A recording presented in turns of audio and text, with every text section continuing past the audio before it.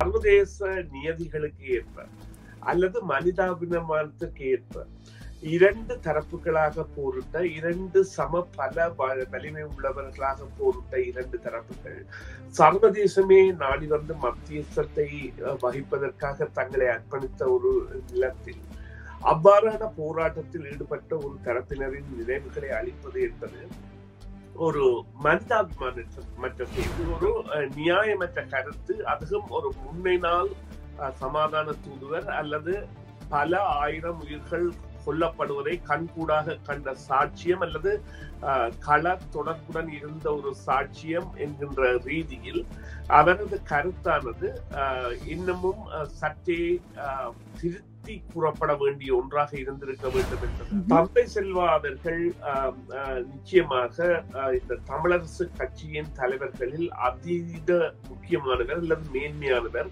தமிழர்கள் மதங்களை கடந்தவர்களை நிரூபித்தவர். செந்தில் தொண்டமான் அவர்கள் புகழாரம் சூட்டுகின்ற அளவிற்கு பெருமையுடையவராக அவர் இருந்தார் என்பது உண்மை என்பதை மறக்க முடியாது. மலையக தமிழர்களின் குடியுரிமை பறிக்கப்பட்ட பொழுது அந்த நேரத்தில் தமிழர்களில் சிலரும் அரசுடன் இணைந்து அல்லது அரசில் அமைச்சர் பதவிகளை பெற்ற தமிழர்கள் கூட இந்த மலையக மக்களின் சுதந்திரத்தை பறிப்பதற்கான ஒரு காரணியாக இருந்தார்கள். கொலம்பியா வீடியோ இப்பொழுது அறிமுகப்படுத்துகின்றது ஹை ஸ்பீட் இன்டர்நெட். தங்கு தடையின்றி துரித கதியில் இணைய இணைப்பின் மூலம் தொலைக்காட்சி நிகழ்ச்சிகளை இடைவிடாமல் பார்த்து மகிழலாம். சீப்பான இன்டர்நெட் மூலம் இதுவரை செழிப்படைந்த உங்களுக்கு இதோ குறைந்த கட்டணத்தில் சூப்பர் ஃபாஸ்ட் இன்டர்நெட். பிரம்டனில் பல் சமூகத்தினர் மத்தியில் நன்மதிப்பை பெற்ற தமிழர் ஸ்தாபனம் கொலம்பியா வீடியோ. இலக்கம் 144 கெனடி ரோடு, ஸ்வீட் 8, பிரம்டன். 9054568433. வணக்கம் நேயர்களே, மீண்டும் மற்றொரு செய்தியின் பின்னணி நிகழ்ச்சியில் உங்கள் அனைவரையும் சந்திப்பதில் மிக்க மகிழ்ச்சி அடைகின்றோம். இன்றைய தினம் பேச போகின்றோம் என்னவென்றால், முல்லைத்தீவு மாவட்டத்தின் அளம்பில் மாவீரர் துயிலும் இல்ல காணியை சுபீகரிக்க ஒன்றில் இரண்டில் நான்காவது தடவையாக எடுக்கப்பட்ட முயற்சி அந்த பகுதி மக்களாலும் அரசியல் தலைவர்களாலும் தடுத்து நிறுத்தப்பட்டிருக்கின்றது. இந்த காணி ஏன் அவர்கள் சுபீகரிக்க இருக்கின்றார்கள்? அதற்கான விளக்கம் தர முடியுமா? முதற்கட்டமாக அவர்கள் ஏன் சுவீகரிக்கின்றார்கள் என்பதை நாங்கள் விட்டு தள்ளுவோம்.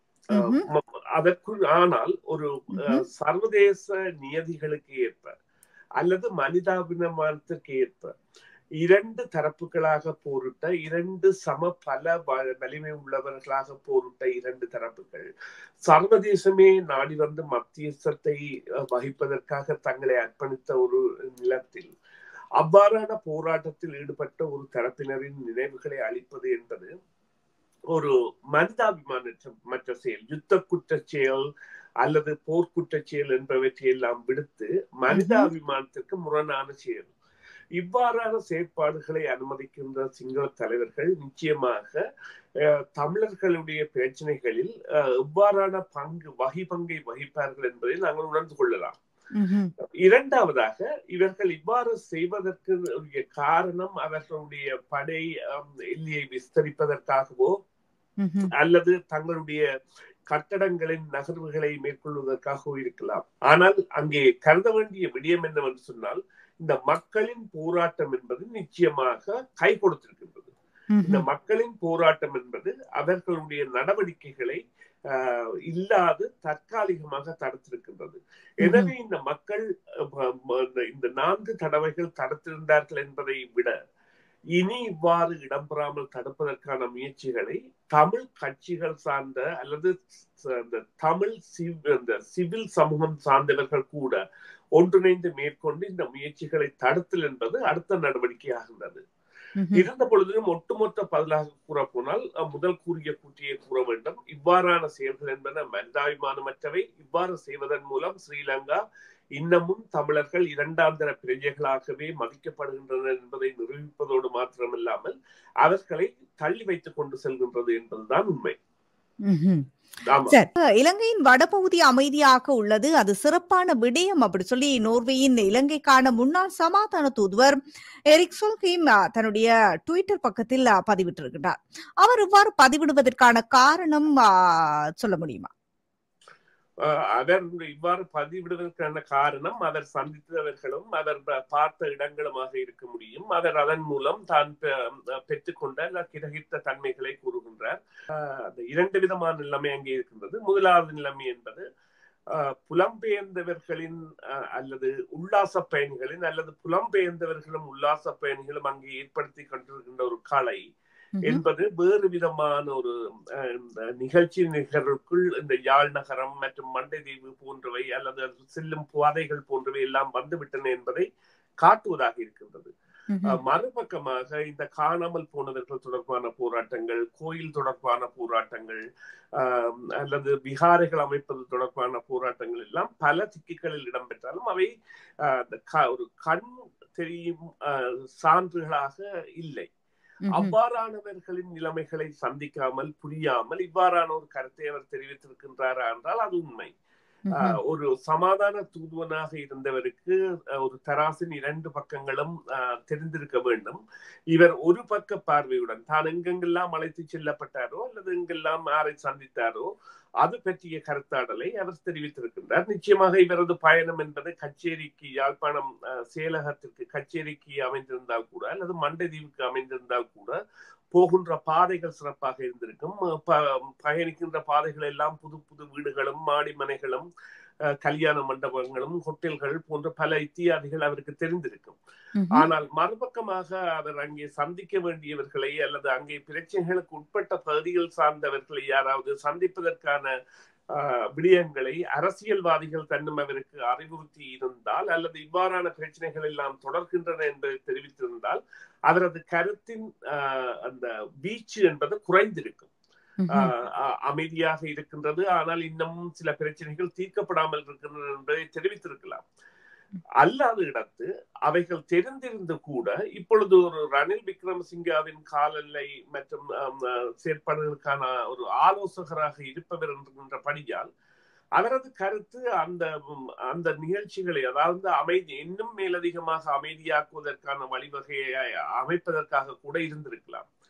எதுவாக இருந்த பொழுதிலும் இது ஒரு நியாயமற்ற கருத்து. அதுவும் ஒரு முன்னை நாள் சமாதான தூதுவர் அல்லது பல ஆயிரம் உயிர்கள் கொல்லப்படுவதை கண்கூடாக கண்ட சாட்சியம் அல்லது கள தொடர்புடன் இருந்த ஒரு சாட்சியம் என்கின்ற ரீதியில் அவரது கருத்தானது இன்னமும் சற்றே திருத்தி கூறப்பட வேண்டிய ஒன்றாக இருந்திருக்க வேண்டும் என்பது அவருடைய முன்னைய பதவியில் வைத்து பார்க்கும் பொழுது அவர் சாதாரண ஒருவராக இருந்திருந்தால் தெரிவித்திருக்கலாம். ஆனால் அவருக்கு இந்த யுத்தத்தின் கனம் என்பதும் பாதிப்பு என்பதும் அது ஏற்படுத்திய அழிவுகள் என்பதும் தெரிந்திருந்த ஒரு மனிதன் என்ற ரீதியில் அவரது கருத்து என்பது சில விடயங்களை கூட்டி இருக்கலாம். அரசியல் தீர்வு என்பது அமைதியாக இருக்கின்றது, அரசியல் தீர்வு அவசியம், அதற்கான வேலை திட்டங்கள் முன்னெடுக்கப்பட வேண்டும், அல்லது மீளிணக்கம் அவசியம், அதற்கான வேலை திட்டங்கள் முன்னெடுக்கப்பட வேண்டும் போன்ற கருத்துக்கள் தெரிவித்திருக்கலாம் என்பது எனது தாழ்மையான கருத்து.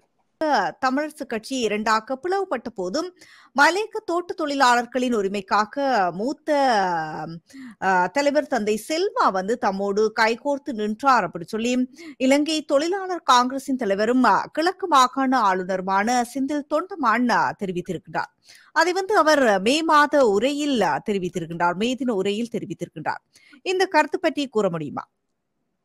ஆமாம், இந்த கருத்தானது இவர் கடந்த இப்பொழுது தமிழரசு கட்சி எவ்வாறான ஒரு நிலையில் சிக்கி தவிக்கின்றதோ அவ்வாறானதொரு நிலையில் அது இருந்த காலகட்டத்தில் எவ்வாறு அது செயற்பட்டது என்பதை குறிப்பதற்கான கருத்தியலாக இது அமைந்திருக்கின்றது. அவ்வாறு இவர்கள் கூறுவது போல சுமார் பல பத்தாண்டுகளுக்கு முன்னர் மலேக தமிழர்களின் குடியுரிமை பறிக்கப்பட்ட பொழுது அந்த நேரத்தில் தமிழர்களில் சிலரும் அரசுடன் இணைந்து அல்லது அரசில் அமைச்சர் பதவிகளை பெற்ற தமிழர்கள் கூட இந்த மலேக மக்களின் சுதந்திரத்தை பறிப்பதற்கான ஒரு காரணியாக இருந்தார்கள். அவர்களுக்கு குடியுரிமை பெறுவதற்கான ஏதுக்களை தடுத்தார்கள், அவர்கள் குடியுரிமை பெறுவதற்கான வழிவகைகளை இல்லாது செய்தார்கள் என்ற குற்றச்சாட்டு இன்று வரை இருந்து கொண்டிருக்கின்றது. அது ஒரு கட்சி சார்ந்த அவர்கள் பரம்பரை அரசியல்வாதிகளாக இருக்கின்றார்கள், அவர்கள் பேர்னாரை நோக்கிய ஒரு குற்றச்சாட்டாக அது இருந்து வருகின்றது. அந்த அவர்கள் அதனை மறுதளித்தாலும் அந்த நேரத்தில் அவர்கள் அந்த அரசில் அங்கம் வகித்தார்கள் என்பது அதற்கான ஒரு அடிநாதமாகின்றது. அந்த வகையிலான ஒரு சந்தர்ப்பத்தில் கூட இந்த தமிழ் அரசு கட்சியும் தந்தை செல்வாவும் எவ்வாறு பங்களித்தார்கள் என்பதை இப்பொழுது சௌமியமூர்த்தி தொண்டமான் தான் அப்பொழுது மலையக தமிழர்களின் தலைவராக இருந்தார். அவரது பேரனாக இருக்கின்ற செந்தில் தொண்டமான் தான் இப்பொழுது கிழக்கு மாகாண ஆளுநராக இருக்கின்றார். எனவே செந்தில் தொண்டமான் அந்த நேரத்தில் இவ்வாறு நடந்தது என்பதை நன்றி அறிதலுடன் தமிழரசு கட்சி மலையக மக்களின் வாழ்வியலுக்கான ஒரு போராட்ட அங்கமாக இருந்தது, தங்களுக்கான குரலாக இருந்தது.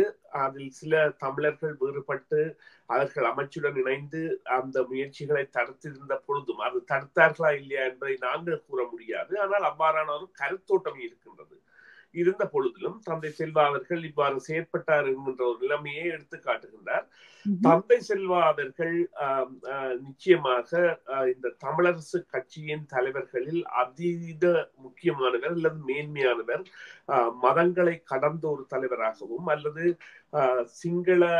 சிங்களவர்கள் கூட கிறிஸ்தவர்கள் தான் பாராளுமன்ற அரசியலில் ஈடுபட்டிருந்த பொழுதிலும் அவர் நேரடியாகவே நீங்கள் பௌத்தம் சாராமல் அரசியலில் ஈடுபட முடியாது, ஆனால் நான் கிறிஸ்தவனாகவே தமிழர்களின் தலைவனாக இருக்க முடியும் என்பதை கூறி தமிழ் மக்களின் தன்னை ஒரு தமிழனாக நிரூபித்தவர்.